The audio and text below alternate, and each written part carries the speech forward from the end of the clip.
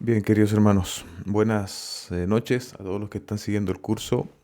Primero, pedir disculpas, la verdad me atrasé bastante con la entrega de esta clase en particular. Eh, Lamentablemente veo que va a ser un poco así la tónica. Voy a seguir esforzándome por subir una clase semanal y por tratar de ponerme al día. Pero quienes saben, ¿cierto? Mi situación y las cosas que hago, eh, van a empatizar y van a entender por qué es. No es por falta de ánimo, hermanos, es por una cuestión que lamentablemente los tiempos muchas veces no dan. Pero queremos seguir adelante con esto del curso y solamente que me tengan un poco de paciencia para poder seguir haciéndolo de la mejor manera. Amén. Así que hoy día vamos a hacer ya la sexta clase y vamos a entrar a lo que son los atributos de Dios. Los atributos de Dios, como bien dice acá en la presentación. Y para ello, ¿cierto? Vamos a hablar de algunas cosas que ya vimos nosotros los miércoles en nuestras transmisiones, ¿cierto? Estuvimos hablando casi por 3 meses, creo, sin temor a equivocarme, de los atributos de Dios. Y ahora vamos a probablemente a sumar algunas cosas. Esto va a ser un poco más rápido porque cuando vimos los atributos fue un atributo cada miércoles, pero vamos a sumar algunas cosas. Y la idea es, hermanos, que ustedes también tengan allí sus apuntes y que le saquen el máximo de provecho a estas clases que estamos haciendo. Amén. Recuerde apuntar sus preguntas que son relevantes, ¿cierto? También para la clase.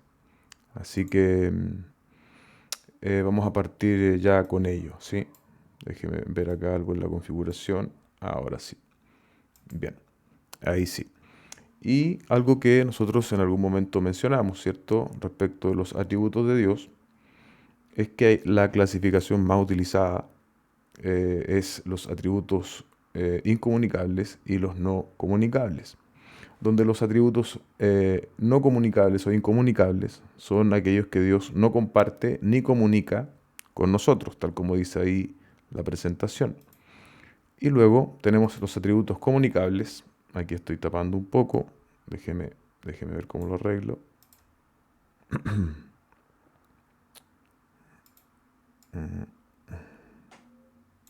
Dice, ahí nomás. Los atributos, en este caso comunicables, son los que Dios sí comparte o comunica con nosotros. Algunos ejemplos, hermanos, de atributos no comunicables o incomunicables, recuerden que estamos hablando exactamente de lo mismo, eh, son la eternidad, la inmutabilidad, la omnipresencia. Es decir, esos atributos no son fácilmente distinguibles, bien digo, en nosotros los seres humanos. Y los atributos comunicables, la contraparte, serían el amor, la misericordia, la justicia, que debiesen ser característicos, ¿cierto?, de un hijo de Dios. Todos aquellos debiesen verse con mayor claridad. Esta clasificación, ¿cierto?, como muchas clasificaciones que se usan en teología, es útil, pero no es perfecta. ¿Por qué? Preguntarán ustedes. Porque no es absoluta, hermanos. No es algo exhaustivo, una palabra que tal vez usted me escucha decir con bastante regularidad. No es exhaustivo en el sentido de que ningún atributo es 100% incomunicable y tampoco ningún atributo es 100% comunicable. ¿A qué voy con esto? Que no hay atributo, en el caso de los comunicables, por ejemplo, que sea absolutamente comunicable, 100% comunicable. Solamente en el ser de Dios un atributo es absoluto. Por ejemplo, si hablamos de la santidad, Dios es absolutamente santo y perfecto, pero nosotros los seres humanos no lo somos. Y en contraste, por ejemplo, un atributo no comunicable como la inmutabilidad, recién mencionado, es un atributo que, aun que es incomunicable, ¿cierto? Y lo entendemos así, podemos ver ciertas matices del atributo en nosotros. Hay aspectos de nuestra vida que ciertamente no cambian, ¿cierto? En ese sentido son inmutables. Aún al llegar a Cristo, ¿cierto? Hay aspectos de nuestra vida, de nuestra personalidad, que el Señor permite que se mantengan estables. Entonces, en ese aspecto, ustedes recuerdan, ¿cierto?, que hay excepciones a la regla. Bueno, podría ser esto una excepción a la regla y debemos entender que esta es una categorización, una clasificación. Por lo tanto, no debemos exigirle tampoco en demasía y debemos, tal como dice ahí, entender que es útil en el sentido de que nos proporciona cierto orden al hablar de los atributos de Dios. ¿Ok? Eso es importante y aquí también a la clasificación de comunicables y no comunicables le ponemos una calificación de flexibilidad, ¿cierto? Tiene cierta flexibilidad, ciertos traslapes en ella, pero es absolutamente útil para el propósito por el cual fue ideada, ¿cierto? Así que vamos hablando de los atributos de Dios. Esto sí no lo vimos los días miércoles. Les aviso de antemano que esta clase va a ser bastante más larga. Probablemente vamos a sobrepasar la hora. De todas formas, en cosas que ya hemos visto, yo voy a ser más concreto, más directo. Pero hay algo que no vimos y es justamente los nombres de Dios. Los nombres de Dios en la Biblia son varias descripciones de su carácter. ¿Sí? Cuando se le da a Dios un nombre en la Biblia, eso es una descripción de su carácter. Y estos son tomados de las experiencias o de las emociones humanas y otros son tomados, ¿cierto?, desde la creación. Y vamos a ver algunos ejemplos bíblicos respecto de esto. Hay muchos, yo solamente he seleccionado algunos en razón del tiempo. Por ejemplo, tenemos los nombres de Dios respecto de la creación. Se menciona, por ejemplo, el león, la gallina, el cordero. Eso es de la creación, ¿cierto? De la experiencia humana, el novio, el esposo, el padre. De las acciones humanas, el conocer, el recordar. Y el uso del cuerpo, ¿cierto? También para describir actividades de Dios, como que Dios tiene cara, como que Dios tiene ojos, orejas. Nosotros sabemos, ¿cierto?, que Dios es espíritu. Entonces, esos son usos, ¿cierto?, de antropomorfismos que nos ayudan a comprender un poco mejor a nosotros. Por ejemplo, hablando de la creación, ¿cierto? Dice Isaías 31:4, porque así me dice el Señor. Tal como gruñe el león o el leoncillo sobre su presa, contra el que se reúne una multitud de pastores, y no se atemoriza de sus voces ni se acobarda por su multitud, así descenderá el Señor. Ve cómo el texto está comparando, ¿cierto?, al Señor, a Dios, con un león, tal como dice ahí. Luego, ¿cierto?, en Deuteronomio 32:11 dice, como un águila que despierta su nidada, que revolotea sobre sus polluelos, extendió sus alas y los tomó, los llevó sobre su plumaje. Ahí también, otra vez hablando de Dios. Como cordero, Isaías 53:7 dice, todos nosotros nos descarriamos como ovejas, nos apartamos cada cual por su camino, pero el Señor hizo que cayera sobre él la iniquidad de todos nosotros. Ahí en ese capítulo, ¿cierto?, que habla y que compara a nuestro Señor con un cordero. Luego, ¿cierto?, la gallina, en Mateo, ahí pasamos al Nuevo Testamento, Mateo 23:37, Jerusalén, Jerusalén, que matas a los profetas y apedreas a los que son enviados a ella. ¿Cuántas veces quise juntar a tus hijos como la gallina junta sus polluelos o pollitos, dice ahí, ¿cierto?, debajo de sus alas y no quisiste? Esos son tomados de la creación, como bien ustedes pueden ver. De la experiencia humana, en Isaías 61:7. En gran manera me gozaré en el Señor. Mi alma se regocijará en mi Dios, porque Él me ha vestido de ropas de salvación. Me ha envuelto en manto de justicia, y como el novio se engalana con una corona, como la novia se adorna con sus joyas. Ahí usted tiene, ¿cierto?, la figura del novio, también impresa, ¿cierto?, o más bien relacionada con Dios. En Isaías 54:5, porque tu esposo es tu hacedor, el Señor de los ejércitos es su nombre, y tu Redentor es el Santo de Israel, que se llama Dios de toda la tierra. Ahí está la figura, ¿cierto?, del esposo. Y por último, Padre, Deuteronomio 32:6, así pagáis al Señor, oh pueblo insensato e ignorante. No es Él tu Padre que te compró, Él te hizo y te estableció. Como ven, estamos acuñando, ¿cierto?, varios nombres de Dios y que evidentemente tienen un significado en su contexto y son utilizados a modo de comparación. Vamos a ver el propósito de esto al final, pero hay muchos más de los que yo estoy mencionando. Solo quise escoger algunos. Génesis 18:21 dice, descenderé ahora y veré, así han hecho en todo conforme a su clamor, el cual ha llegado hasta mí, y si no, lo sabré. Ahí está el ver, ¿cierto? El ver, también como una reflexión, un reflejo, a eso me refiero, de la experiencia humana. Y veré. Eh, Dios, sabemos nosotros, es omnisciente. Él no necesita ver algo en particular. Ahí está el uso, ¿cierto?, de esa figura entonces. Génesis 8:1 dice, se acordó Dios de Noé. Hemos hablado en varias oportunidades sobre este uso de antropomorfismos acuñados a Dios, ¿cierto? No es que Dios se haya olvidado, es un uso de la palabra para que nosotros podamos entender mejor. Uso de parte del cuerpo para describir, bueno, vamos un poco más rápido, Éxodo 33:22, y añadió, no puedes ver mi rostro porque nadie puede verme y vivir. Ahí el tema del rostro, ¿cierto? En Salmos 11:4, el Señor está en su santo templo, el trono del Señor está en los cielos, sus ojos contemplan, sus párpados examinan a los hijos de los hombres. No hay cosa creada oculta a su vista, de nuevo, ¿cierto?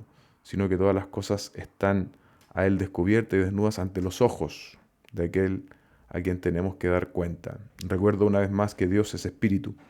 Entonces todos estos usos de parte del cuerpo es una condescendencia del lenguaje que Dios hace en su escritura para que nosotros podamos captar mejor también algo de sus atributos o lo que Él quiso en este caso darnos a conocer, como veíamos la semana anterior.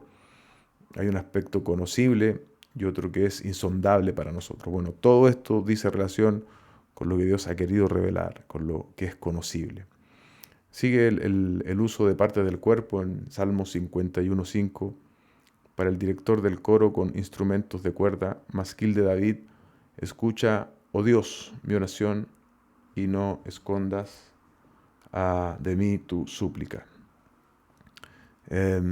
Seguimos adelante, dice, ¿qué nos dice esta compilación de textos, cierto? A modo de pregunta, uno, que toda la creación nos revela algo de Dios, ¿cierto? Todo lo que Dios ha creado, y eso también lo hemos visto antes, los salmos, ¿cierto? Da cuenta de la gloria de Dios, da cuenta de sus atributos, hermanos. Todo lo que sabemos de Dios partiendo de la Biblia está en un lenguaje sencillo. Eso es lo que yo mencionaba recién respecto a que Dios hace condescendencia a la experiencia humana. Surge entonces el concepto de antropomorfismo, un concepto muy importante de manera de que podamos entender estos usos del lenguaje, ¿cierto? Y que la gente en general que quiere poner a prueba muchas veces la escritura utiliza a modo de cuestionamiento, pero es el uso de este lenguaje, ¿cierto? De manera que nosotros podamos entender, pero en ningún modo quiere representar literalmente, por ejemplo, que Dios tiene ojos como los tenemos nosotros, o que Dios se olvidó de algo, o que Dios se acordó de algo, sino más bien es esa condescendencia, porque Dios es espíritu, ¿cierto? Dios hizo el universo para que muestre la excelencia de su carácter, para que muestre su gloria. Y hay algo que no está acá, pero vale la pena añadir, y es que justamente el hombre es la más alta de las creaciones de Dios y nosotros, su creación más alta, somos quienes expresamos también de mejor manera los atributos de Dios también, hermanos. Por eso hay atributos que son comunicables. Debemos nosotros reflejar la grandeza del Señor. El uso, ¿cierto?, de antropomorfismos, repito, es algo que debe quedarle súper claro, y es el uso del lenguaje, ¿cierto?, y habla de Dios en términos humanos. Sin embargo, cada atributo de Dios ha de ser entendido en el amplio contexto de la Biblia. Y de nuevo repito esto, Dios es espíritu, ¿ok? Así que eso es muy relevante, hermanos. El uso de términos humanos en la creación, ¿cierto? Debe recordarnos que Dios hizo el universo para que muestre la excelencia de su gloria, de su carácter. Desde la Escritura podemos interpretar correctamente la creación, ¿cierto? Y veremos allí con mayor claridad el reflejo de su gloria. Es decir, cuando la Biblia nos habla que la creación revela a Dios, eso para nosotros tiene mucho sentido, ¿cierto? E incluso la Escritura hace el uso de muchas de estas formas o expresiones para dar cuenta de las características, de las excelencias de Dios. A eso estamos apuntando con este punto. Dios tiene muchos nombres, sin embargo no tiene un nombre en particular, ¿cierto? Conocemos a través de estos nombres dados en la Biblia muchas verdades respecto de su carácter. Con todo, Dios no tiene un nombre, ¿cierto? Porque nunca podremos llegar a describir o entender a Dios en su carácter de manera absoluta, ¿ok? Así que eso es respecto de los nombres de Dios, que también es un ítem que suele pasarse cuando se habla de los atributos de Dios. Así que por lo menos las ideas básicas, amados hermanos, son esas, como el uso de antropomorfismos, el uso de figuras o de elementos de la creación, de animales de la creación, quieren también a nosotros comunicarnos algo y que en su contexto debe ser bien entendido, de modo que no lleguemos nosotros a pensar de que, como la Escritura dice, que Dios nos cubre bajo la sombra de sus alas, Dios tenga plumas. ¿Sí? Eso sería un sinsentido. Está haciendo un uso, ¿cierto?, de un lenguaje tal vez de una manera más poética, más hermosa, para comunicarnos que Dios nos protege. Pero evidentemente Dios no tiene plumas, ni alas, ni nada que se le asemeje. Amén. Bien, dicho eso, vamos a hablar ahora de los atributos incomunicables y en esta parte vamos a hablar de por lo menos los más representativos y los atributos incomunicables, como ustedes recordarán, es la palabra atributo tiene que ver con las características, las perfecciones, las excelencias. Cuando usted vea cualquiera de esos términos en algún libro o algún profesor que esté enseñando, son sinónimos, ¿sí? Y cuando hablamos de los atributos incomunicables, estamos hablando de la autorrevelación de Dios que Él ha hecho ciertamente en la Escritura. Ahí es donde Dios se nos ha revelado. El primero de los atributos, uno que ya ustedes deben recordar, ¿cierto?, es la seidad. ¿Cuál es la definición? Ahí está, ¿cierto? Dios no nos necesita a nosotros ni al resto de la creación. Sin embargo, nosotros y el resto de la creación podemos glorificarle y proporcionarle gozo. Otros nombres con el cual ustedes van a encontrar este atributo de la aceidad puede ser independencia y la existencia propia. Me parece también que A.W. Pink, un teólogo cierto antiguo, habla de la soledad de Dios. También está refiriéndose a lo mismo. ¿Ok? En otras palabras, hermanos, Dios depende solo de sí mismo para su existencia y para todo lo que hace. De esta realidad bíblica encontramos bastantes textos que lo confirman. Hechos 17, 24 al 25. El Dios que hizo el mundo y todo lo que en él hay, puesto que es el Señor del cielo y de la tierra, no mora en templos hechos por manos de hombres. Y ponga atención, ni es servido por manos humanas, como si necesitara de algo. ¿Se da cuenta? Dios no necesita de nosotros los seres humanos para su existencia y para cumplir su propósito, puesto que Él da a todos vida, aliento y todas las cosas. ¿Sí? Salmos 50, 10 al 12. Porque mío es todo animal del bosque, dice el Señor, ¿cierto? Y el ganado sobre 1000 colinas. Toda ave de los montes conozco, y mío es todo lo que en el campo se mueve. Si yo tuviera hambre, no te lo diría a ti, escuche bien, porque mío es el mundo y todo lo que en él hay.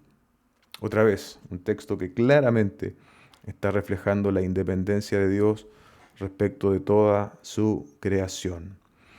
Y tenemos que necesariamente en este punto, ¿cierto?, abordar una pregunta que muchos pueden haber escuchado o a lo mejor usted también lo ha sostenido en algún punto, que hay del hecho de que Dios creó al hombre porque se sentía solo. Esto puede sonar bastante lógico, ¿cierto?, en un pensamiento humano, antropocéntrico, pero no en un pensamiento teológico, no en un pensamiento bíblico. Ah, afirmar esto sería afirmar que Dios depende de la creación, depende del ser humano. En consecuencia, no está satisfecho en sí mismo. Entonces, esta distorsión doctrinal es enfrentada y aclarada a través de muchos textos bíblicos. Pero mira, por ejemplo, lo que dice Juan 17:24. Padre, quiero que los que me has dado estén también conmigo donde yo estoy, para que vean mi gloria, la gloria que me has dado, porque me has amado desde antes de la fundación del mundo. ¿Cuál es el punto de este versículo? Es que hubo comunicación, amor, entre Dios Padre y Dios Hijo antes de la creación. Y eso responde un poco a la pregunta distorsionada que encabezaba yo recién. Quiere decir que eternamente había comunión y amor, ¿cierto? Y en la Trinidad hay amor perfecto, comunión, comunicación, desde siempre. Y aquí hay otro texto que no se puso en la presentación, pero mira lo que dice Juan 17:5. Ahora pues, Padre, glorifícame tú al lado tuyo con aquella gloria que tuve contigo antes que el mundo fuese. Cuando Dios tenía esta gloria compartida, Dios Hijo y Dios Padre, antes que el mundo fuese. Compartían esta gloria de manera previa, bien digo. Entonces, esos textos, probablemente usted puede pensar en otros, nos muestran de forma clara el hecho de que Dios no nos necesita, hermano.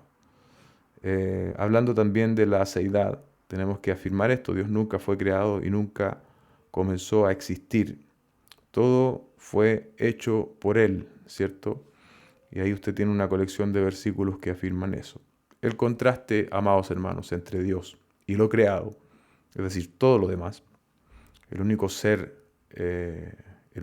cierto, no creado es Dios. Todos los otros seres angelicales, humanos, animales son creados. Acentúa la seidad de Dios. Todo lo creado puede desaparecer en un momento, pero Dios existe para siempre. Amén. Dios existe para siempre. Aquí hay algunos de los versículos. Ustedes pueden revisarlos, ¿cierto? Yo igual los voy a leer. Dice Apocalipsis 4:11. Digno eres, Señor y Dios nuestro, de recibir la gloria y el honor y el poder, porque tú creaste todas las cosas y por tu voluntad existen y fueron hechas. Juan 1:3. Todas las cosas fueron hechas por medio de Él y sin nada de Él, nada ha sido y sin Él nada de lo que ha sido hecho fue hecho. Romanos 11:35-36. ¿O quién le ha dado a Él primero para que se le tenga que recompensar? Porque de Él, por Él y para Él son todas las cosas. A Él sea la gloria para siempre. Amén. Salmos 92. Antes que los montes fueran engendrados y nacieran la tierra y el mundo, desde la eternidad y hasta la eternidad. Mire qué hermoso pasaje. Tú eres Dios. Éxodo 3:4. Y dijo Dios a Moisés: yo soy el que soy. Y añadió: así dirás a los hijos de Israel: yo soy, me ha enviado a vosotros. Esos textos dan cuenta de la afirmación previa, ¿cierto? Que yo decía que Dios nunca fue creado y nunca empezó a existir. Todo fue hecho por Él. Y es el gran contraste con todo lo creado. La expresión yo soy en Éxodo 3:14 es una implicación de la existencia y el carácter de Dios, ¿cierto? Que se determina a sí mismo. Yo soy, y no depende de nadie más. El contraste entre Dios y lo creado, es decir, nosotros, acentúa su aceidad, su independencia. Todo lo creado puede desaparecer. Esta idea ya la dije, ¿cierto? Pero Dios existe eternamente y para siempre. Alguien podría sentirse algo incómodo si termináramos la enseñanza de la aceidad hasta este punto, pero hemos afirmado con textos bíblicos lo que se está diciendo. Y hay un balance doctrinal en esto, ¿cierto? Hay por decirlo así, un contrapeso, porque ciertamente, como dice mi profesor, el pastor Miguel Núñez, Dios no ha creado basura. Y de hecho, yo lo anticipé, ¿cierto? Dios nos ha hecho a su imagen. Y Dios no iba a hacer al hombre a su imagen como algo desechable, como algo sin valor, como algo sin propósito. Ciertamente, aun cuando Dios es independiente, aun cuando Dios no necesita de nada de lo creado, en su plan, ¿cierto? Nos ha dado un lugar preponderante. Y este es el balance doctrinal, ¿cierto? Dios nos ha hecho, nos ha formado con el propósito de dar gloria a su nombre. Lo vemos en el hecho de que podemos glorificar a Dios y Dios se goza en ese hecho. Por lo tanto, y en atención a todo lo que yo previamente he dicho, somos significativos para Dios porque Él nos ha creado y nos ha creado a su imagen, hermano. Amén. El problema que pasa con esto es cuando se empiezan a tergiversar las cosas y empezamos a afirmar cosas como que Dios necesitaba de nosotros o necesita de nosotros, o frases que pueden sonar muy románticas, pero que no tienen absolutamente ningún asidero ni base bíblica, eh, como las mencionadas antes, y frases que tienden a poner a Dios bajo bajo la decisión humana, por así decirlo.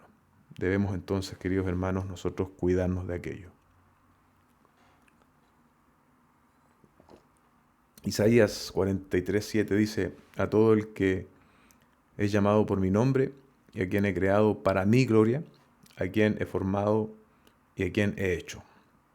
Ahí usted tiene propósito. Efesios 1:11 al 12. También hemos obtenido herencia, habiendo sido predestinados según el propósito de aquel que obra todas las cosas conforme al consejo de su voluntad, a fin de que nosotros, que fuimos los primeros en esperar en Cristo, seamos para alabanza de su gloria. Un hermoso propósito que Dios ha trazado para nosotros, para su iglesia. Apocalipsis 4:11. Digno eres, Señor y Dios nuestro, de recibir gloria y el honor y el poder, porque tú creaste todas las cosas y por tu voluntad existen y fueron hechas. Qué hermoso, hermano, que tengamos propósito en el Señor, que no seamos un desecho, sino que Dios nos ha creado para su gloria.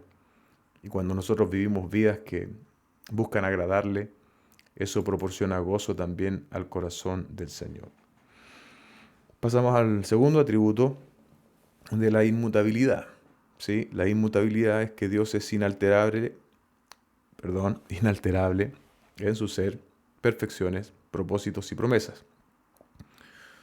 Y podríamos decir que esta definición de inmutabilidad también tiene cierto balance, porque dice, sin embargo, y en efecto Dios actúa y siente emociones y actúa y siente en forma diferente en respuestas a diferentes situaciones.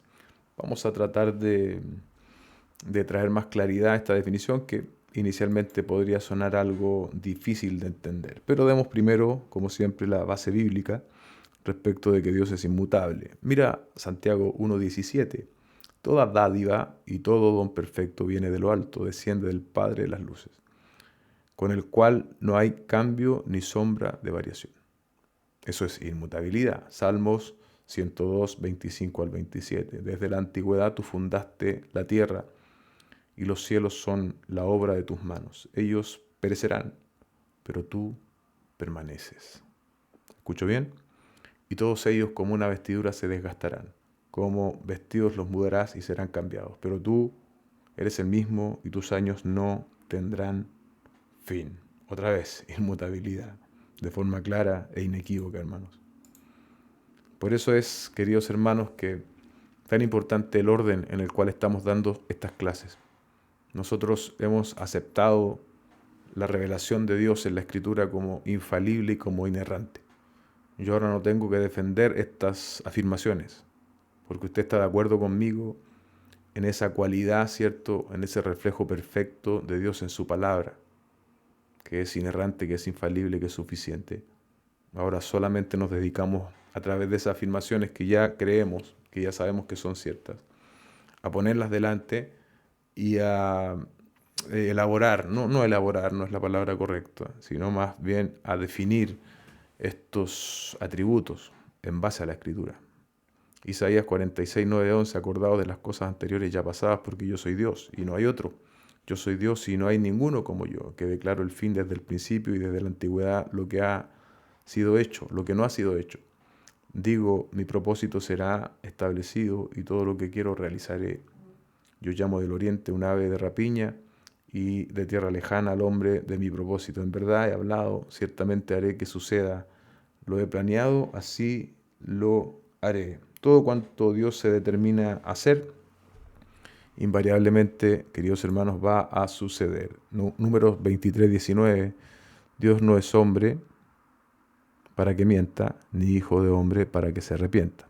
Él lo ha dicho y no lo hará, lo ha hablado y no lo cumplirá. Ahí estamos describiendo algo del decreto, ¿cierto?, de Dios, de su decreto inmutable, hermanos. El decreto, lo que Dios ha dicho que va a suceder de forma invariable. Y bueno, esto ya lo adelantamos, así que voy a ir más rápido.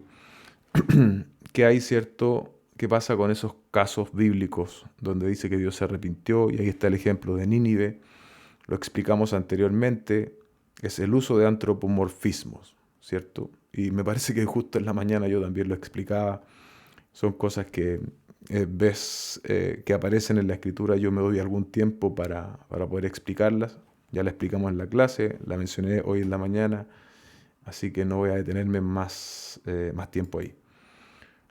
Aplicaciones prácticas de la inmutabilidad. Si Dios no fuera inmutable, hay dos escenarios. Uno es que Dios podría llegar a ser mejor de lo que nosotros conocemos.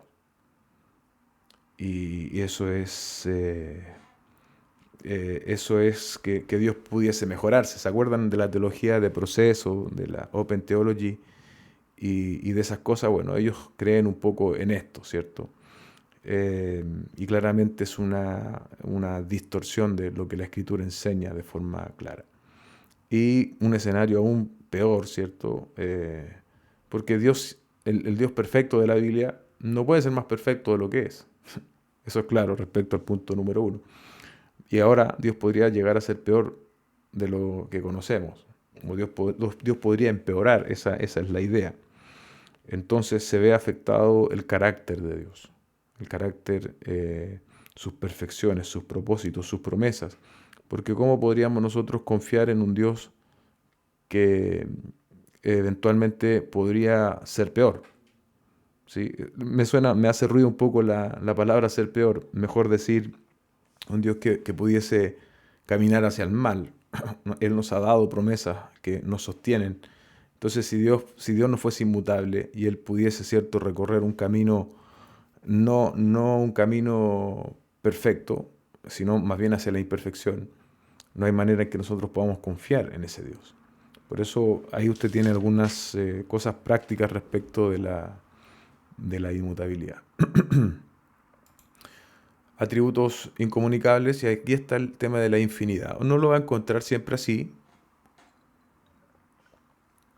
pero esto a mí me parece que tiene cierto asunto que podría ayudarnos a recordarlo con facilidad. La infinidad como concepto es sin límites. Y cuando nosotros aplicamos la infinidad al tiempo, hablamos de eternidad. ¿Ok? Cuando aplicamos la infinidad al espacio, hablamos de inmensidad. ¿Ok?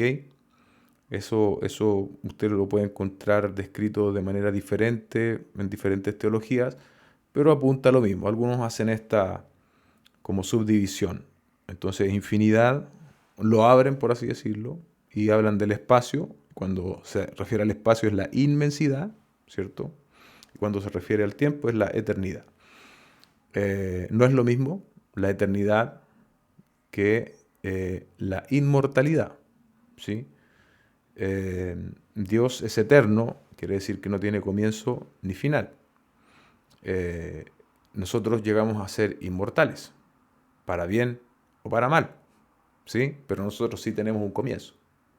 Nosotros nacimos algún día, comenzamos a existir. Dios nunca comenzó a existir porque Él es eterno. Amén. El tiempo no cambia a Dios en su ser, ¿sí? Sus perfecciones, propósitos o promesas se mantienen inalterables por los siglos de los siglos. Y esto también es muy relevante para nuestro entendimiento de la Escritura. En esa falsa división que muchos creyentes hacen respecto del Dios del Antiguo Testamento y el Dios del Nuevo Testamento, como casi si se estuviese hablando de dos dioses diferentes. Lo que muchas veces falla en esas afirmaciones es la interpretación de la Escritura, ¿ok? Y es por eso que las personas muy livianamente y de forma superficial llegan a hacer ese tipo de afirmaciones tan equivocadas. Porque si afirmamos, ¿cierto?, la eternidad, la inmutabilidad de Dios que es eterno, no es posible afirmar eh, que un Dios mejoró desde el Antiguo al Nuevo Testamento, como que en el Antiguo era un Dios juzgador y severo, y ahora en el Nuevo es un Dios amoroso y abrazador. No, hermanos, eso no es lo que enseña la Biblia. Dios es Dios, Él es inmutable, Él es eterno, y tal como dice acá, el tiempo no cambia su ser. Por lo tanto, ahí está el problema, ¿cierto?, de que nosotros hemos malinterpretado la Escritura muchas veces. Timoteo primera 1:17, por tanto, al Rey eterno e inmortal e invisible, único Dios, a Él sea honor y gloria por los siglos de los siglos. Amén. Isaías 57:15, porque así ha dicho el alto y sublime que vive para siempre, cuyo nombre es santo, habitó en lo alto y santo, y también con el contrito y humilde de espíritu, para vivificar el espíritu de los hombres y para vivificar el corazón de los constritos. Ahí usted tiene esa base bíblica, ¿cierto?, para referirnos a este asunto de la eternidad principalmente. Amén. Romanos 1:20 dice, porque desde la creación del mundo, sus atributos invisibles, su eterno poder, eterno, sin principio, y divinidad, han sido vistos con claridad, siendo entendidos por medio de lo creado, de manera que no tienen excusa. Un texto que también en alguna oportunidad hemos hablado, y como la creación atestigua en contra del hombre incrédulo. ¿Sí? Juan 8:58, Jesús les dijo, en verdad os digo, antes que Abraham naciera, yo soy. Y ese yo soy, ¿cierto? Es el mismo yo soy que veíamos en Éxodo 3:14. Por eso quisieron matar a Jesucristo. Él estaba diciendo que Él era Dios, ¿sí? Que tiene esta existencia eterna. Salmos 94, porque 1000 años ante tus ojos son como el día de ayer que ya pasó y como la vigilia de la noche. Segunda de Pedro 3:8 expresa algo similar, pero añade, dice, pero amados, no ignoréis esto, que para el Señor un día es como 1000 años y 1000 años como un día. ¿Ok? Bueno, ya expliqué, ¿cierto?, esto de Juan 5:58, la existencia continua y eterna de Dios. Dios ha existido siempre.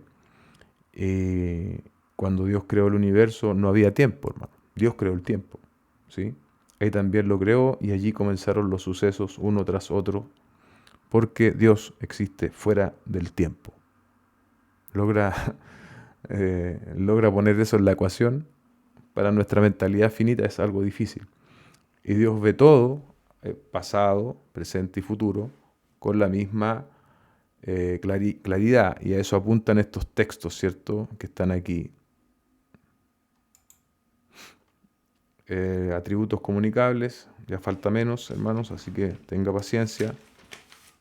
Faltan 2 nomás. Yo le dije que esto iba a ser más largo, pero llevamos 40 minutos. Pensé que iba a ser incluso más largo.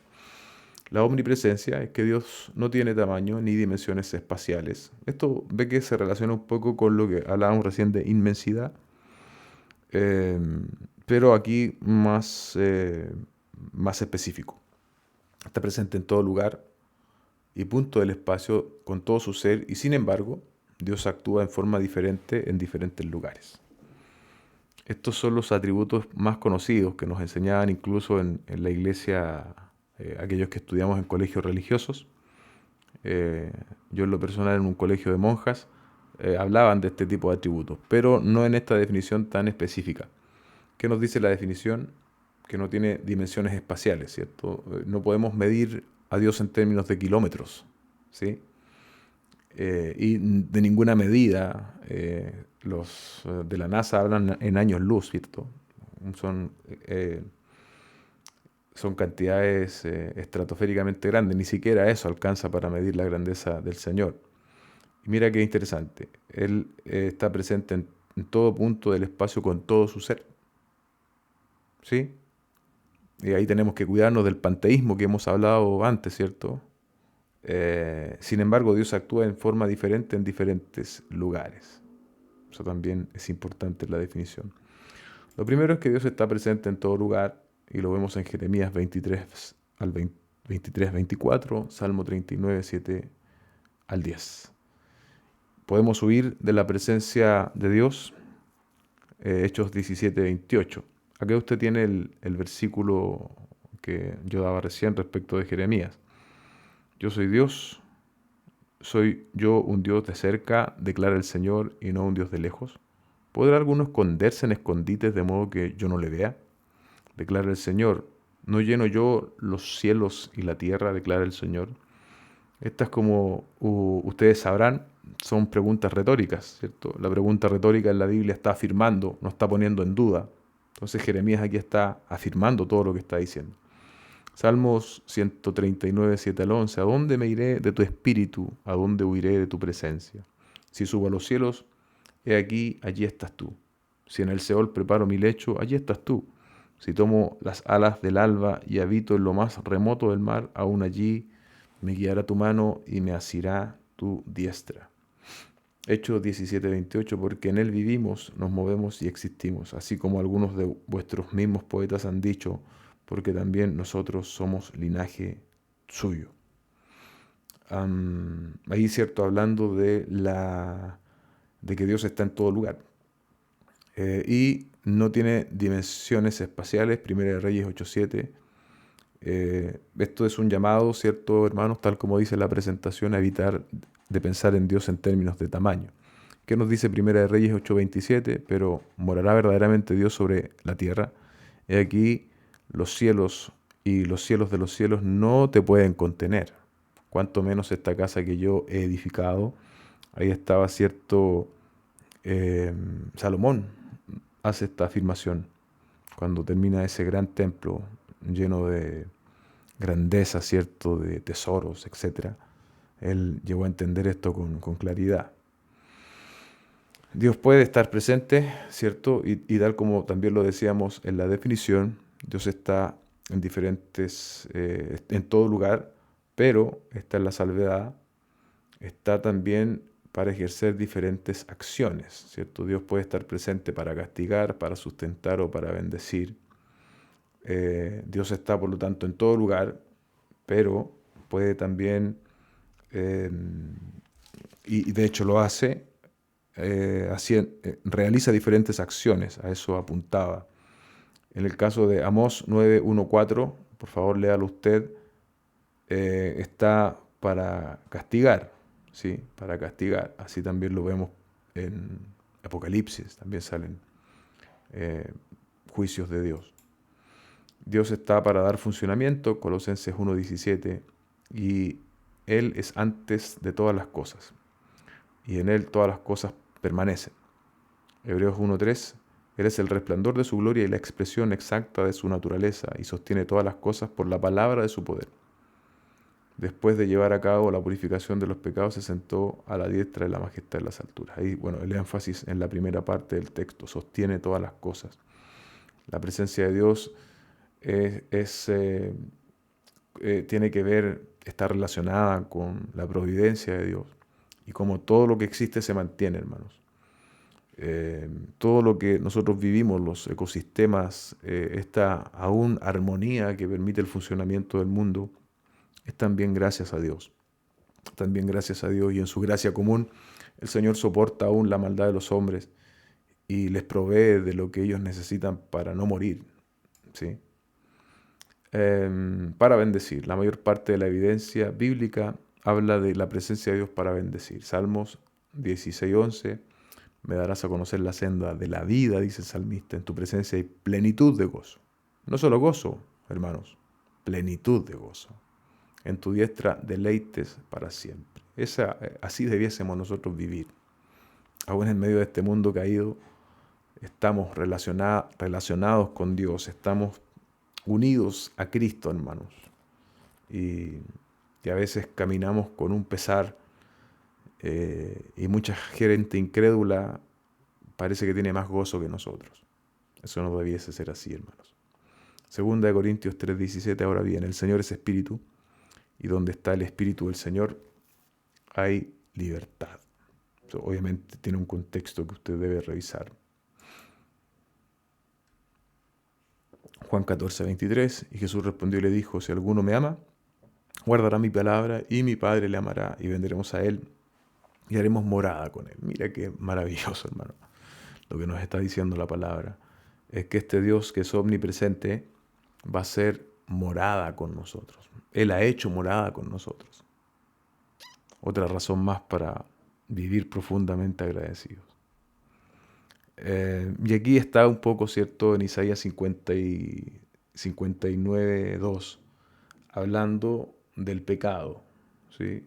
Así como hay una vasta evidencia de que Dios está presente para bendecir, algo pasa cuando nosotros pecamos. Algo pasa también en este mundo que está de espalda a Dios. Y ese retrato bíblico lo encontramos muy claramente en los primeros capítulos de Romanos. Dios deja al hombre a su suerte, al hombre incrédulo. Y es por eso que está en una espiral descendente de maldad. Se recrean en la maldad, hermanos. Y en el caso nuestro, cuando pecamos, ¿cierto? Eso también tiene una incidencia. Dice Isaías 59:2, pero vuestras iniquidades han hecho separación entre vosotros y vuestro Dios, y vuestros pecados le han hecho esconder su rostro de vosotros para no escucharos. La idolatría, ¿cierto? El pueblo de Israel había hecho esto. Ellos le habían dado la espalda a Dios, hermanos. Proverbios 15:29, el Señor está lejos de los impíos, pero escucha la oración de los justos. ¿Se da cuenta? El pecado, ¿cierto?, aún en la vida del creyente restringe, por así decirlo, la comunión que tenemos con Dios. Por eso es sumamente importante, hermanos, estar a cuentas. Estar a cuentas. Cuando pecamos, estar a cuenta, pedir perdón al Señor, arrepentirnos de ese pecado, buscar los medios que Dios nos ha proporcionado para no reincidir. Dios conoce nuestras debilidades, nosotros también las conocemos. Tenemos que ser inteligentes en ese sentido, de manera de no caer en las mismas tentaciones, en los mismos pecados, e ir progresando en santidad. Ya con esto sí estamos terminando, pero mira, yo pensé que iba a tomar 1:20, 1:30 y estoy viendo que no. Bueno, eso es bueno para usted, pero creo que, hermanos, yo lo he hecho un poco más liviano por el hecho de que estas son cosas que no hemos visto, no son cosas nuevas para la mayoría de ustedes. Pero usted puede volver a ver el material de los miércoles, si aún tiene dudas respecto de lo que estamos viendo. La unidad, ¿cierto? Este es un concepto sumamente importante al hablar de los atributos de Dios. Y la unidad dice que Dios no está dividido en partes. Y sin embargo, en la historia de redención vemos diferentes énfasis en sus atributos. Si usted compara el Antiguo con el Nuevo Testamento, hemos dicho que Dios es inmutable. Por lo tanto, no estamos hablando de un Dios más benevolente en el Nuevo.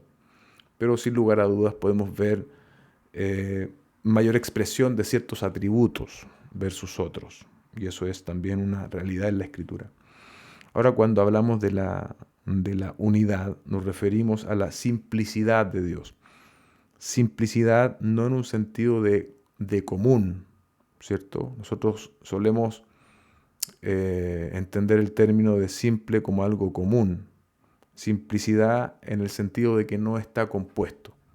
Dios no es una colección de atributos, ¿sí? Entonces hablamos en ese sentido de la unidad, por una cuestión de entendimiento, ¿cierto? Pero usted otra vez lo puede encontrar como la unidad de Dios o la simplicidad de Dios. Simplicidad no en el sentido de algo simple, sino en el sentido de que no está compuesto. Por eso se prefiere hablar mejor de unidad. Y hay tres máximas en este sentido, ¿cierto? Hay tres máximas.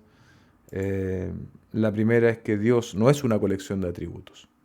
Hay unas muy buenas figuras, intentaré hacerlas llegar, no las alcancé a colocar acá en la presentación, en la teología de Wayne Grudem, que ilustran bastante bien esto. Me parece que yo incluso las mostré cuando hablé de la unidad el día miércoles, hace bastantes miércoles atrás.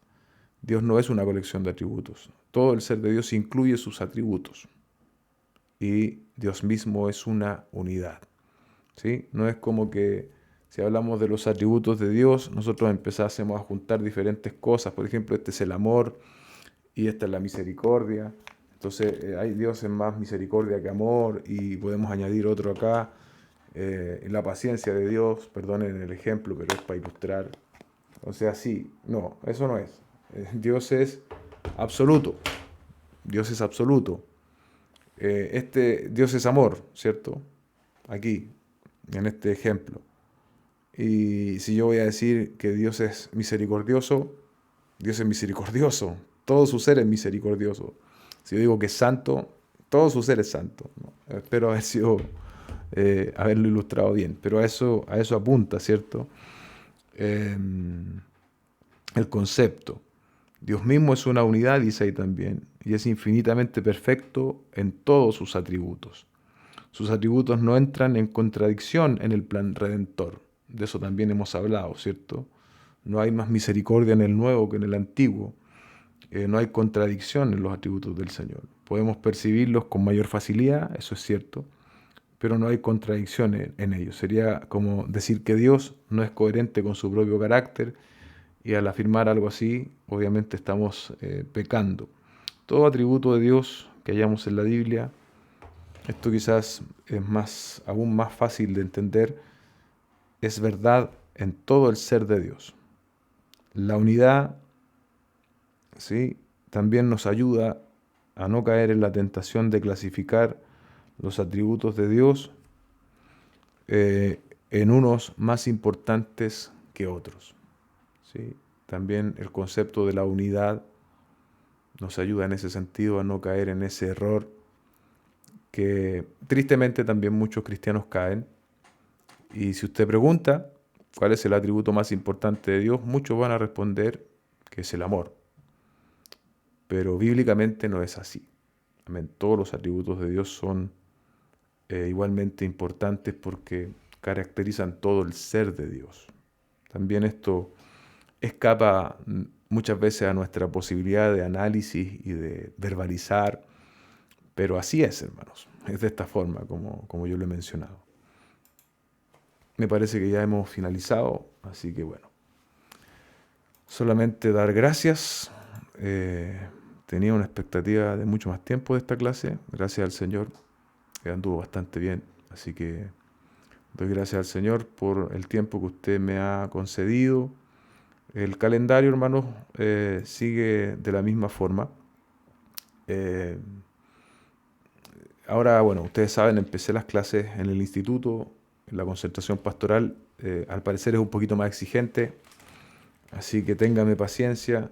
Vamos a hacer un esfuerzo con mi esposa en tratar de tener una clase semanal y tratar de ponernos al día. Vamos a intentarlo. Pero si no lo podemos hacer, usted compréndanos. E incluye a mi esposa porque ella hace la presentación. Yo en ese sentido soy un cero a la izquierda, no me manejo mucho. Así que, pero ella sí es muy capa, como decimos nosotros, para hacer esas cosas. Así que, eh, pero una vez que completemos 5 clases son, o 4. 5 o 4 clases, ahí lo vamos a ver. Viene un nuevo control, probablemente una nueva conversación. Así que eso es lo que yo quería compartirles, hermano. El Señor les bendiga, les guarde. Si tienen dudas ya respecto de lo conversado, pueden hacerlas, no hay problema. Así que me despido. Buenas noches en mi caso. No sé cuándo usted va a ver esto, pero véalo pronto. Bendiciones.